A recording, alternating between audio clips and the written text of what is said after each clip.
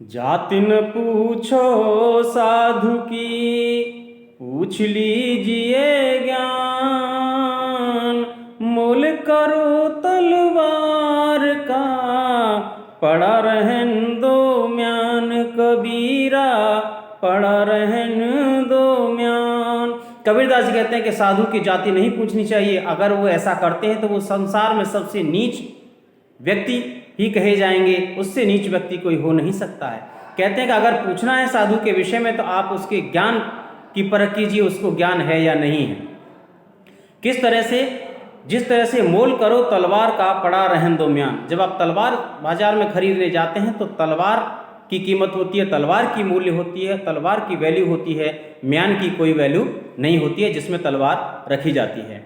यानी म्यान तो केवल साधन है, जो मुख्य साधन है वो तलवार होती है। इसी तरह से जाति मुख्य नहीं है। जाति तो बाहरी आवरण है, उसको छोड़ा जा सकता है, त्यागा जा सकता है, बदला जा सकता है, लेकिन ज्ञान को कभी बदला नहीं जा सकता। आगे कहते हैं, हस्ती चढ़िए ज्ञान को, सहज दुली चाडार। हस्ती चढ़िए ज्ञान को, सहज दुली चाडार। स्वान रूप संसार है, भूकन दे झक मार। कबीरा भूकन दे झक मार।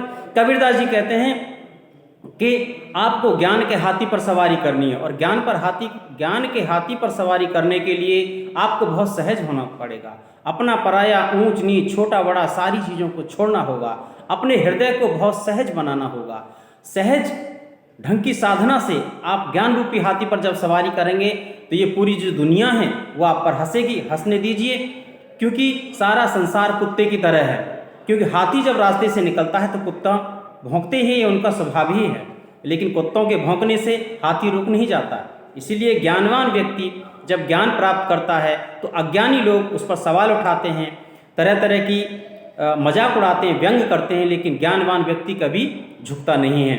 बड़े बड़े महापुरुष हुए पूरी दुनिया में, चाहे रैदास, चाहे गौतम बुद्ध, चाहे कबीर, बहुत सारे हुए, लेकिन इन्होंने कभी बाहरी संसार के कहने से अपनी साधना को नहीं रोका, अपने ज्ञान को नहीं रोका।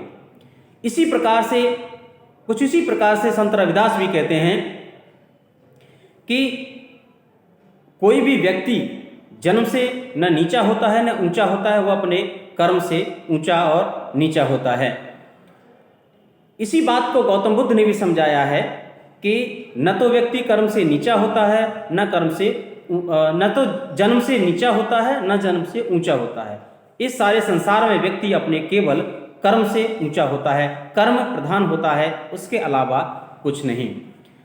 तो आपकी समझ में आया होगा, यहाँ कबीर का पद है जो बताया है कि ज्ञान की वैल्यू होती है, ज्ञान की कीमत होती है, अज्ञान की कोई कीमत नहीं होती है, और बाहरी चीज़ों पर नहीं जाना चाहिए।